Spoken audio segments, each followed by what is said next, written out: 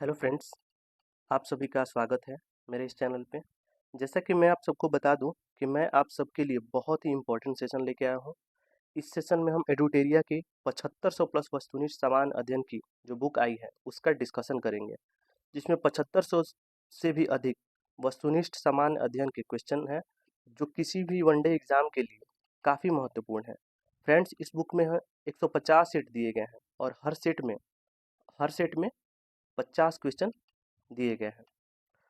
आगामी किसी भी एग्जाम के लिए ये बुक बहुत ही महत्वपूर्ण है, जैसे कि BPSC, SSC, railway, banking, CDS, NDA, teaching exam और ऑल स्टेट पीसीएस के लिए ये बुक काफ़ी कारगर साबित हो सकती है।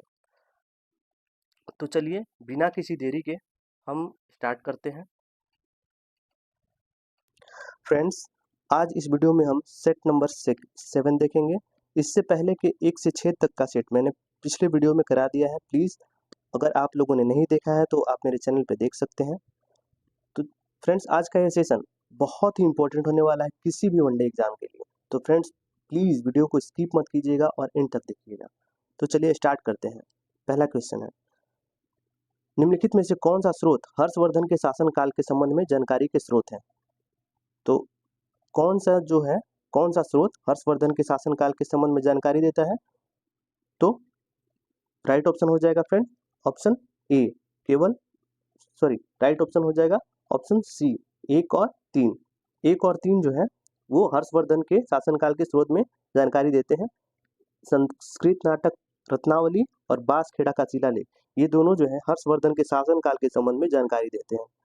तो राइट ऑप्शन हो जाएगा ऑप्शन सी, केवल 1 और 3। नेक्स्ट देखेंगे, कौटिल्य ने अपनी पुस्तक अर्थशास्त्र में कानून के कितने स्रोतों का उल्लेख किया है? कौटिल्य ने अपनी पुस्तक अर्थशास्त्र में कानून के कितने स्रोतों का उल्लेख किया है? तो फ्रेंड्स, राइट ऑप्शन हो जाएगा ऑप्शन 4। फ्रेंड्स, कौटिल्य, जिनको चाणक्य या विष्णुगुप्त भी कहा जाता है, इन्होंने अपनी पुस्तक अर्थशास्त्र में कानून के 4 स्रोतों का उल्लेख किया है। कौन कौन? तो पहला वेद, दूसरा अन्वेक्षिकी या तर्कशास्त्र, तीसरा सरकार या शासन का विज्ञान, चौथा अर्थशास्त्र का विज्ञान। तो इन्हीं 4 स्रोतों का उल्लेख किया है। कौटिल्य की पुस्तक जो अर्थशास्त्र है ये राजनीति से संबंध रखती है। नेक्स्ट देखेंगे, तीसरा क्वेश्चन है, निम्नलिखित में से किसकी शासन व्यवस्था गणतंत्रात्मक नहीं थी? किसकी शासन व्यवस्था जो है गणतंत्रात्मक व्यवस्था नहीं थी? तो राइट ऑप्शन हो जाएगा ऑप्शन सी, फ्रेंड्स, मगध गणराज। मगध गणराज की जो शासन व्यवस्था थी वो गणतंत्रात्मक नहीं थी। कपिलवस्तु के शाक्य, कुशीनगर के मल्ल और वैशाली के लिच्छवी की जो शासन व्यवस्था थी ये गणतंत्रात्मक व्यवस्था थी। तो नेक्स्ट देखेंगे, भारतीय गुफा वास्तुकला के इतिहास के संदर्भ में निम्नलिखित कथनों पर विचार कीजिए। तो देखेंगे, राइट ऑप्शन इसमें हो जाएगा ऑप्शन सी, केवल 3। तो इसमें देखेंगे राइट ऑप्शन सी है। तो बादामी की गुफाएं भारत की सबसे पुरानी जीवित चट्टानों की को काटकर बनाई गई गुफा है। तो ये ऑप्शन रॉन्ग स्टेटमेंट है। फिर है, बराबर चट्टानों को काटकर बनाई गई गुफाएं मूल रूप से सम्राट चंद्रगुप्त मौर्य के द्वारा आजीविकों के लिए बनाई गई थी। तो ये भी रॉन्ग स्टेटमेंट है, क्योंकि फ्रेंड्स ये बराबर चट्टानों को काटकर बनाई गई गुफाएं जो है ये सम्राट अशोक के द्वारा आजीविकों के लिए बनवाई गई थी। और एलोरा में विभिन्न धर्मों के लिए गुफाएं बनाया गया था। तो ये राइट ऑप्शन है। एलोरा में बौद्ध बौद्ध धर्म, जैन धर्म और ब्राह्मण धर्म से संबंधित गुफाएं बनाई गई है। तो राइट ऑप्शन हो जाएगा ऑप्शन सी। ऑप्शन सी सिर्फ सही है। नेक्स्ट देखेंगे, निम्न में से किसने अखिल भारतीय दलित वर्ग महासंघ की स्थापना 1920 ईस्वी में की थी? तो निम्न में से किसने अखिल भारतीय दलित वर्ग महासंघ की स्थापना 1920 में की थी? तो राइट ऑप्शन हो जाएगा option C, B R Ambedkar ने। बी आर अम्बेडकर ने अखिल भारतीय दलित वर्ग महासंघ की स्थापना 1920 ईस्वी में की थी। यहाँ देखेंगे महात्मा गांधी ने फ्रेंड हरिजन सेवक संघ की स्थापना की थी। ज्योतिबा फुले ने 1873 में सत्यशोधक समाज की स्थापना की थी। फ्रेंड्स, ज्योतिबा फुले की एक पुस्तक है गुलामगिरी, बहुत बार एग्जाम में पूछा गया है, उनकी पुस्तक है गुलामगिरी। नेक्स्ट देखेंगे, शेरशाह निम्नलिखित में से किस राजवंश से संबंधित थे? शेरशाह जो है किस राजवंश से संबंधित है? तो ये अफगानी राजवंश से संबंधित है। फ्रेंड्स, शेरशाह को द्वितीय अफगान वंश का संस्थापक भी कहा जाता है। तो आप लोग सोचेंगे पहला कौन सा है? तो पहले अफगान वंश का संस्थापक बहलोल लोदी को कहा जाता है।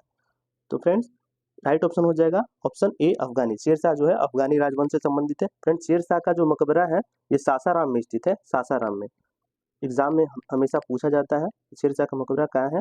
तो सासाराम में है। नेक्स्ट देखेंगे भारतीय रंगमंच में यवनिका पर्दा का शुभारंभ किसने किया था? तो भारतीय रंगमंच में यवनिका जो है पर्दा का शुभारंभ किसने किया था? तो ये यूनानियों ने किया था। फ्रेंड्स, यूनानियों के द्वारा ही पर्दा प्रचलन का प्रारंभ किया था, जिससे भारतीय नाट्य कला के विकास में बहुत बड़ा योगदान हुआ था। फ्रेंड्स, ये यूनानियों के द्वारा इसका स्टार्ट किया गया था, इसलिए इसको यवनिका का नाम दिया गया है। नेक्स्ट देखेंगे 8 नंबर क्वेश्चन है, कालिदास द्वारा रचित नाटक विक्रमोर्वशीय का वर्णन, विक्रमोर्वशीय में किसका वर्णन है? कालिदास द्वारा रचित नाटक है, इसमें विक्रमोर्वशीय में किसका वर्णन है? तो फ्रेंड इसमें वर्णन है ऑप्शन ए पुरूरवा एवं उर्वशी की प्रेम कथा का, पुरूरवा एवं उर्वशी की प्रेम कथा का वर्णन है। तो राइट ऑप्शन हो जाएगा ए। फ्रेंड्स, ये भी दुष्यंत एवं शकुंतला की प्रेम कथा, ये भी कालिदास की ही है और इसका नाम है अभिज्ञान शकुंतलम। इसमें दुष्यंत एवं शकुंतला की प्रेम कथा है अभिज्ञान शकुंतलम, और मालविका एवं अग्निमित्र की प्रेम कथा, ये भी कालिदास द्वारा रचित है और इसका नाम है मालविका अग्निमित्रम। ये सारे कालिदास द्वारा रचित नाटक है। तो राइट ऑप्शन हो जाएगा इसमें पुरूरवा एवं उर्वशी की प्रेम कथा, इसका नाम है विक्रमोर्वशीय। नेक्स्ट देखेंगे निम्नलिखित में से कौन सा जयप्रकाश नारायण से संबंधित नहीं है? कौन सा जो है जयप्रकाश नारायण से संबंधित नहीं है? तो राइट ऑप्शन हो जाएगा ऑप्शन बी सी डी। तो बी सी डी की में ऑप्शन ए जो है बी सी डी, ये जयप्रकाश नारायण से संबंधित नहीं है। तो संपूर्ण क्रांति है, इसका आह्वान किया था जयप्रकाश नारायण ने। फ्रेंड, गणेश उत्सव जो है ये बाल गंगाधर तिलक द्वारा स्टार्ट किया गया था, बीजी तिलक द्वारा स्टार्ट किया गया था। धर्म संसद ये स्वामी विवेकानंद द्वारा स्टार्ट किया गया था। और शुद्धि आंदोलन, फ्रेंड्स शुद्धि आंदोलन आर्य समाज के संस्थापक स्वामी दयानंद सरस्वती के द्वारा स्टार्ट किया गया था। शुद्धि आंदोलन के प्रवर्तक थे। नेक्स्ट देखेंगे महात्मा गांधी द्वारा 1918 में खेड़ा जिले के किसानों के लिए एक सत्याग्रह का आयोजन किया गया था। इस सत्याग्रह की प्रमुख मांग क्या थी? तो इस सत्याग्रह की प्रमुख मांग क्या थी? तो फ्रेंड्स राइट ऑप्शन हो जाएगा ऑप्शन सी, राजस्व संग्रह से छूट, इस सत्याग्रह की प्रमुख मांग थी। नेक्स्ट देखेंगे निम्न में से किसने स्वदेश बांधव समिति का गठन किया गया था? किसके द्वारा, किसने किया था स्वदेश बांधव समिति का गठन? तो फ्रेंड्स राइट ऑप्शन हो जाएगा ऑप्शन सी, अश्विनी कुमार दत्त। अश्विनी कुमार दत्त ने स्वदेश बांधव समिति का गठन किया था। फ्रेंड्स, चापेकर बंधु ये प्लेग अधिकारी रैंड की हत्या से संबंधित है। सूर्यसेन ये चटगांव शस्त्रागार छापे से संबंधित है। और अरविंद घोष, इन्होंने पौंडीचेरी में ऑरोविले आश्रम की स्थापना की थी। तो ये अरविंद घोष ऑरोविले आश्रम से संबंधित है। नेक्स्ट देखेंगे हम महारानी और सिर्फ महारानी की रैयत होना चाहते हैं, यह कथन किस विद्रोह से संबंधित है? तो हम महारानी और सिर्फ महारानी की रैयत होना चाहते हैं, किस विद्रोह से संबंधित है फ्रेंड? तो ये विद्रोह ये है, राइट ऑप्शन हो जाएगा ऑप्शन सी, पावना विद्रोह से। पावना विद्रोह से संबंधित है, हम महारानी और सिर्फ महारानी की रैयत होना चाहते हैं, पावना विद्रोह से संबंधित है। फ्रेंड्स, पावना विद्रोह जो है ये बंगाल में हुआ था, पूर्वी बंगाल में हुआ था और इसके नेतृत्व करता थे एस एन बनर्जी, आनंद बोस और द्वारकानाथ गांगुली, इसके नेतृत्व करते थे। तो राइट ऑप्शन हो जाएगा ऑप्शन सी, एका आंदोलन। फ्रेंड्स, एका आंदोलन जो है उत्तर प्रदेश के अवध में चलाया गया था 1921 ईस्वी में चलाया गया था और इसके नेतृत्व करता थे मदारी पासी जो है इसके नेतृत्व करता थे एका आंदोलन के। फ्रेंड्स, नील विद्रोह बंगाल में चलाया गया था, बंगाल के नादिया जिले में चलाया गया था और इसके नेतृत्व करता थे दिगंबर एवं विष्णु विश्वास, इसके नेतृत्व करता थे। फ्रेंड, दक्कन विद्रोह ये महाराष्ट्र में चलाया गया था और इसके नेतृत्व करता थे वासुदेव बलवंत फड़के दक्कन विद्रोह के नेतृत्व करता थे। नेक्स्ट देखेंगे वाकाटक वंश के किस शासक ने 4 अश्वमेध यज्ञ, 1 वाजपेयी यज्ञ तथा अन्य वैदिक यज्ञों का अनुष्ठान किया था? वाकाटक वंश के किस शासक ने 4 अश्वमेध यज्ञ, 1 वाजपेयी यज्ञ तथा अन्य वैदिक यज्ञों का अनुष्ठान किया था?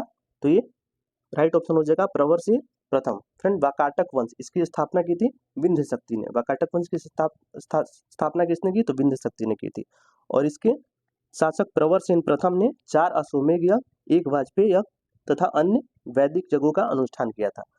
तो नेक्स्ट देखेंगे सचिंद्रनाथ सान्याल द्वारा किस स्थान पर अनुशीलन समिति की स्थापना 1913 में की गई थी। तो सचिंद्रनाथ सान्याल द्वारा किस स्थान पर अनुशीलन की समिति की स्थापना 1913 में की गई थी। तो फ्रेंड्स राइट ऑप्शन हो जाएगा ऑप्शन सी पटना में। पटना में 1913 ईस्वी में सचिंद्रनाथ सान्याल के द्वारा अनुशीलन समिति की स्थापना की गई थी। फ्रेंड्स बंगाल में पी मित्रा के द्वारा अनुशीलन समिति की स्थापना की गई थी। नेक्स्ट देखेंगे निम्नलिखित में से कौन सा है कृषि मूल्य नीति से संबंधित नहीं है। कौन सा जो है कृषि मूल्य नीति से संबंधित नहीं है। तो इसका राइट ऑप्शन हो जाएगा फ्रेंड ऑप्शन डी लाइसेंस प्रणाली। लाइसेंस प्रणाली जो है ये कृषि मूल्य नीति से संबंधित नहीं है। नेक्स्ट देखेंगे धनंजय यशवंत चंद्रचूड़ भारत के मुख्य न्यायाधीश है। तो कितने नंबर के मुख्य न्यायाधीश है। तो धनंजय यशवंत चंद्रचूड़ मतलब डीवाई चंद्रचूड़ ये भारत के 50वें मुख्य न्यायाधीश है। 50वें मुख्य न्यायाधीश है। नेक्स्ट है राष्ट्रीय सुरक्षा गार्ड किस केंद्रीय मंत्रालय के अंतर्गत विशेष भारतीय इकाई बल है। एनएसजी जो है ये किस मंत्रालय के अंतर्गत एक विशेष भारतीय बल इकाई है। तो फ्रेंड राइट ऑप्शन हो जाएगा ऑप्शन बी गृह मंत्रालय। एनएसजी जो है ये गृह मंत्रालय के अंतर्गत आता है। और हमारे अब गृह मंत्री कौन है फ्रेंड्स अमित शाह। अमित शाह जो अभी गृह मंत्री है। फ्रेंड्स सहकारिता मंत्रालय भी अमित शाह के पास ही है। यह सामाजिक न्याय एवं अधिकारिता मंत्रालय। सामाजिक न्याय एवं अधिकारिता मंत्री है डॉक्टर वीरेंद्र सिंह है। कानून और न्याय मंत्रालय किसके पास है। तो अर्जुन राम मेघवाल है हमारे कानून और न्याय मंत्री।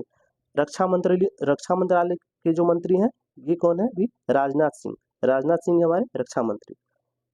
नेक्स्ट देखेंगे अनुच्छेद 368 में निर्धारित संविधान में संशोधन की प्रक्रिया के संदर्भ में निम्नलिखित कथनों पर विचार कीजिए। तो इसमें से बताना है कि उपयुक्त में से कौन सा कथन गलत है। कौन सा कथन गलत है। तो गलत कथन बताना है फ्रेंड। तो गलत हो जाएगा। पहले हम इसमें सही पढ़ेंगे। संविधान में संशोधन केवल संसद के किसी भी सदन में शुरू किया जा सकता है। तो ये ऑप्शन सही है। ये सही है। और विधेयक को पेश करने के लिए राष्ट्रपति की पूर्व अनुमति की आवश्यकता नहीं है। ये भी सही है। तो गलत ऑप्शन चुनना है। तो गलत कौन सा है ऑप्शन डी केवल 2 और 4 क्या है। विधेयक केवल एक मंत्री द्वारा पेश किया जा सकता है किसी निजी सदस्य द्वारा नहीं। और राज्य विधानमंडल द्वारा अनुसमर्थन की आवश्यकता नहीं है। तो राइट ऑप्शन हो जाएगा इसका ऑप्शन डी 18 का डी हो जाएगा राइट ऑप्शन। नेक्स्ट देखेंगे राष्ट्रीय अनुसूचित जनजाति आयोग के अध्यक्ष और उपाध्यक्ष के अतिरिक्त सदस्यों की कुल संख्या कितनी है। राष्ट्रीय अनुसूचित जनजाति आयोग के अध्यक्ष और उपाध्यक्ष के अतिरिक्त सदस्यों की कुल संख्या कितनी है फ्रेंड। तो राइट ऑप्शन हो जाएगा ऑप्शन सी 3 सदस्य। मतलब अध्यक्ष और उपाध्यक्ष के अतिरिक्त सदस्यों की कुल और संख्या कितनी है तो 3 सदस्य। नेक्स्ट देखेंगे भारत के नियंत्रक एवं महालेखा परीक्षक अधिकतम कितने वर्षों के लिए अपना पद धारण कर सकते हैं। तो भारत के नियंत्रक एवं महालेखा परीक्षक इसको कैग कहा जाता है controller and auditor general.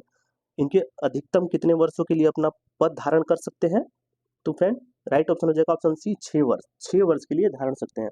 Friends CAG का जो उल्लेख है हमारे संविधान के आर्टिकल 148 में इसकी चर्चा हुई है। कैग का जो नियुक्ति जो होता है ये राष्ट्रपति के द्वारा होती है। प्रेसिडेंट के द्वारा होती है इनकी नियुक्ति। और इनको हटाने का प्रावधान वही प्रावधान है जो सुप्रीम कोर्ट के न्यायाधीश को हटाने से संबंधित है। तो 20 का राइट ऑप्शन हो जाएगा ऑप्शन सी 6 वर्ष। नेक्स्ट देखेंगे निम्नलिखित में से कितनी रियासतें 15 फरवरी 1948 को सौराष्ट्र संघ में मिलाई गई थी। तो कितनी मिलाई गई थी फ्रेंड। तो राइट ऑप्शन हो जाएगा ऑप्शन सी 222 रियासतें 15 फरवरी 1948 को सौराष्ट्र संघ में मिलाई गई थी। नेक्स्ट देखेंगे निम्नलिखित कथनों पर विचार कीजिए और उपयुक्त में से कौन सा कथन सही है ये बताना है। तो इसमें राइट ऑप्शन हो जाएगा ऑप्शन बी केवल 1 और 2। 1 और 2 जो है वो सही है। 22 का 1 और 2 सही है। तो सही को देखेंगे पृथ्वी की सबसे ऊपरी परत भूपर्पटी है जो सभी परतों में सबसे पतली है। तो ये सही है। मध्य महाद्वीपीय परत समुद्री परत की तुलना में कम घनी होती है क्योंकि समुद्री परत बेसाल्टिक चट्टानों से बनी होती है। ये भी सही है। पृथ्वी के सबसे भीतरी भाग पिघले हुए लोहे से बना है। ये गलत है फ्रेंड। ये गलत है। नेक्स्ट देखेंगे भारत में लिग्नाइट का सबसे बड़ा उत्पादक राज्य कौन सा है। भारत में लिग्नाइट का सबसे बड़ा उत्पादक राज्य कौन सा है फ्रेंड। तो राइट ऑप्शन हो जाएगा ऑप्शन बी तमिलनाडु। तमिलनाडु जो है भारत में लिग्नाइट का सबसे बड़ा उत्पादक राज्य है। नेक्स्ट देखेंगे फ्रेंड निम्नलिखित में से कौन सा राज्य अपनी सीमा 3 देशों नेपाल भूटान और चीन से साझा करता है। तो कौन सा राज्य जो है भारत का कौन सा राज्य अपनी सीमा 3 देशों नेपाल, भूटान और चीन से साझा करता है? फ्रेंड सिक्किम। सिक्किम जो है ये नेपाल, भूटान और चीन से साझा करता है अपनी सीमा। फ्रेंड सिक्किम की राजधानी क्या है? गंगटोक है। और सिक्किम के मुख्यमंत्री कौन है? प्रेम सिंह तमांग। अभी प्रेम सिंह तमांग है। नेक्स्ट देखेंगे माफिक लावा के बारे में निम्नलिखित में से कौन सा विकल्प सही है? माफिक लावा के बारे में कौन सा विकल्प सही है? तो राइट ऑप्शन हो जाएगा इस ऑप्शन डी। इसमें 45% से 52% तक सिलिका होती है। माफिक लावा में 45 से 52% तक सिलिका होती है। नेक्स्ट देखेंगे स्थिर धारा वाली परिनालिका का उपयोग किस रूप में किया जा सकता है? स्थिर धारा वाली परिनालिका का उपयोग किस रूप में किया जा सकता है फ्रेंड? तो राइट ऑप्शन हो जाएगा इसका ऑप्शन सी, निरंतर चुंबकीय क्षेत्र के स्रोत के रूप में किया जा सकता है स्थिर धारा वाली परिनालिका का उपयोग। नेक्स्ट देखेंगे निम्न में से क्या जो है वो तरंग की विशेषता नहीं है? निम्न में से क्या तरंग की विशेषता नहीं है? तो ये राइट ऑप्शन हो जाएगा ऑप्शन डी, माध्यम जो है ये तरंग की विशेषता नहीं है। तरंग दैर्घ्य, आवृत्ति और आयाम जो है ये तरंग की विशेषता है, माध्यम तरंग की विशेषता नहीं है। तो राइट ऑप्शन हो जाएगा ऑप्शन डी। नेक्स्ट देखेंगे निम्न से किसके मापन हेतु स्टाइलाग्मोमीटर का उपयोग होता है? किसके मापन हेतु स्टाइलाग्मोमीटर का उपयोग होता है? तो राइट ऑप्शन हो जाएगा इसका 28 का हो जाएगा राइट ऑप्शन, ऑप्शन बी, पृष्ठ तनाव, सरफेस टेंशन के मापन हेतु स्टाइलाग्मोमीटर का उपयोग होता है। नेक्स्ट देखेंगे निम्नलिखित संतुलित रासायनिक समीकरण पर ध्यान दीजिए। 2CO2 + O2 इस समीकरण है 2CO2। उपरोक्त रासायनिक समीकरण के संबंध में निम्नलिखित कथनों में से कौन सा कथन सार्थक है? ये कौन सा कथन सार्थक बना है? ये समीकरण से रिलेटेड बताना है। तो इसमें क्या हुआ है? तो राइट ऑप्शन हो जाएगा ऑप्शन सी हो जाएगा, ऑप्शन सी। अभिक्रिया करने में CO की O2 के साथ 2:1 मोल अनुपात में अभिक्रिया होती है। इसमें CO की O2 के साथ 2:1 मोल अनुपात में अभिक्रिया होती है। तो राइट ऑप्शन हो जाएगा ऑप्शन सी।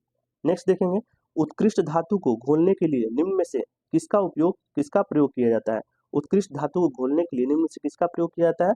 तो फ्रेंड राइट ऑप्शन हो जाएगा ऑप्शन डी, एक्वारेजिया का उपयोग किया जाता है उत्कृष्ट धातु को घोलने के लिए। फ्रेंड्स एक्वारेजिया है, उसका फॉर्मूला होता है HNO3 + HCl। HNO3 + HCl को एक्वारेजिया कहा जाता है। नेक्स्ट देखेंगे शेविंग क्रीम की मृदुता को किसके द्वारा संवर्धित की जा सकती है? तो शेविंग क्रीम की जो मृदुता है इसको किसके द्वारा संवर्धित की जा सकती है? तो राइट ऑप्शन हो जाएगा option B, potassium carbonate. Potassium carbonate के द्वारा शेविंग क्रीम की मृदुता को संवर्धित की जाती है।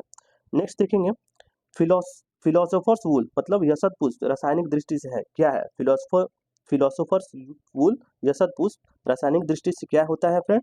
तो राइट ऑप्शन है option A, zinc oxide. Zinc oxide को फिलोसोफर वूल या यशत पुष्प कहा जाता है। नेक्स्ट देखेंगे एक पूर्ण कार्डियक चक्र में कितना समय लगता है? एक पूर्ण कार्डियक साइकिल में कितना समय लगता है? तो ये राइट ऑप्शन हो जाएगा ऑप्शन डी, 0.8 सेकंड लगता है एक पूर्ण कार्डियक चक्र में, कार्डियक साइकिल में 0.8 सेकंड लगता है। नेक्स्ट देखेंगे निम्नलिखित में से कौन सा रोग एक व्यक्ति से दूसरे व्यक्ति में प्रसारित नहीं होता है, मतलब संक्रमण नहीं होता है एक व्यक्ति से दूसरे व्यक्ति में?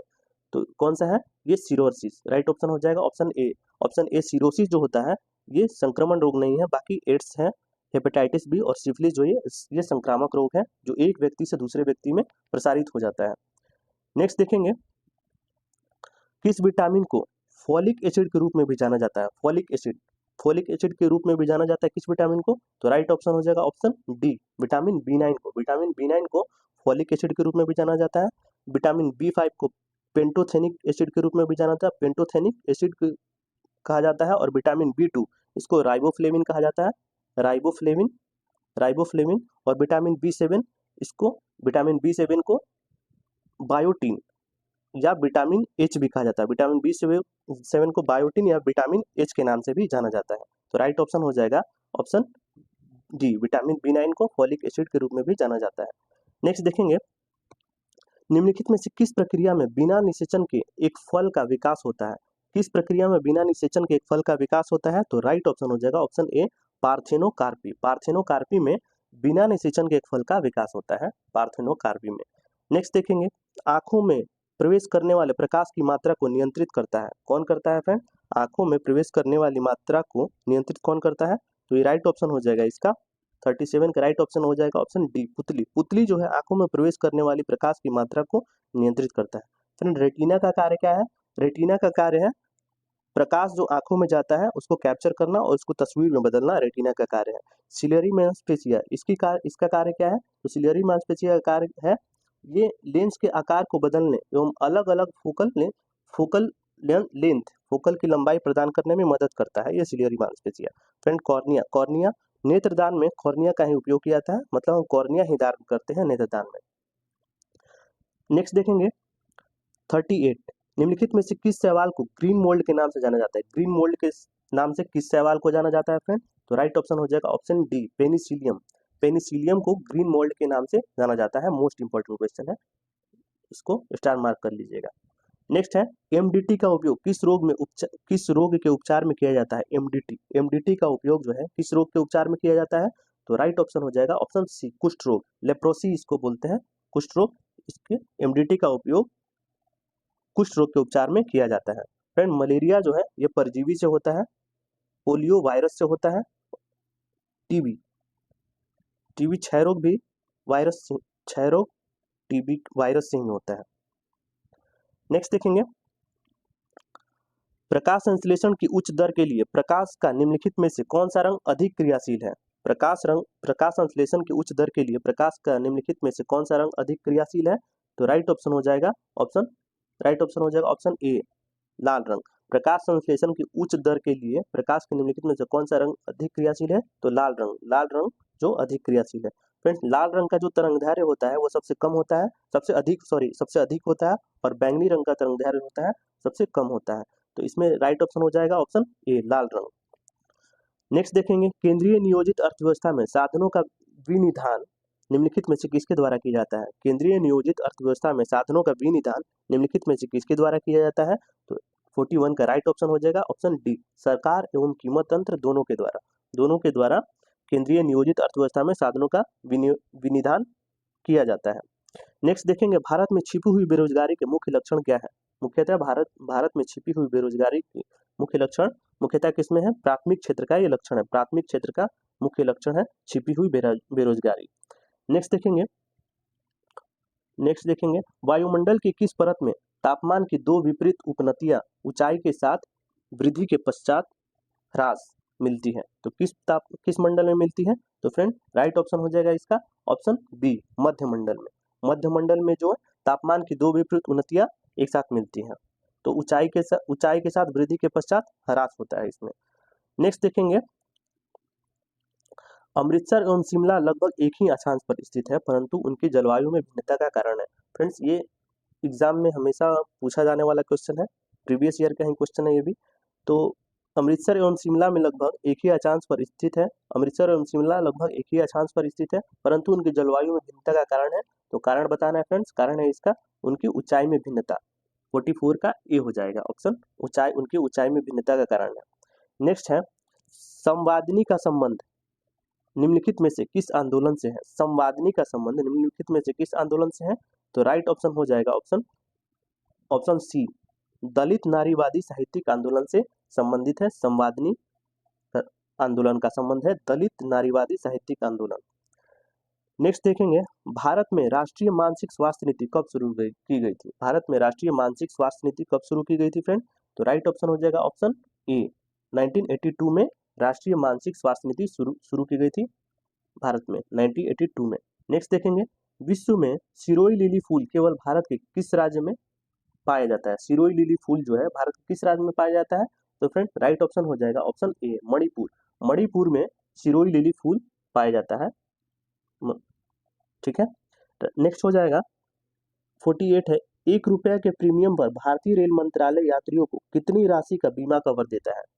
तो राइट ऑप्शन हो जाएगा ऑप्शन 48 का राइट ऑप्शन हो जाएगा ऑप्शन बी 10 लाख रुपए बीमा कवर देता है। 1 रुपये के प्रीमियम पर भारतीय रेल मंत्रालय यात्रियों को कितनी राशि का बीमा कवर देता है? तो राइट ऑप्शन हो जाएगा ऑप्शन बी 10 लाख रुपए। नेक्स्ट है बेसबॉल खेल से संबंधित है, बेसबॉल किस खेल से संबंधित है? बेसबॉल जो है टर्म है ये किस खेल से संबंधित है? तो फ्रेंड क्रिकेट से संबंधित है बेसबॉल। नेक्स्ट देखेंगे कार्बन डेटिंग व्यवस्था का सर्वप्रथम प्रचार किस समझौते में दिया गया था? कार्बन डेटिंग व्यवस्था का सर्वप्रथम विचार जो है किस समझौते में दिया गया था?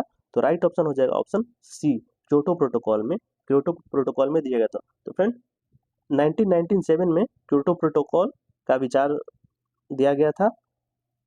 मॉन्ट्रियल प्रोटोकॉल फ्रेंड्स 16 सितंबर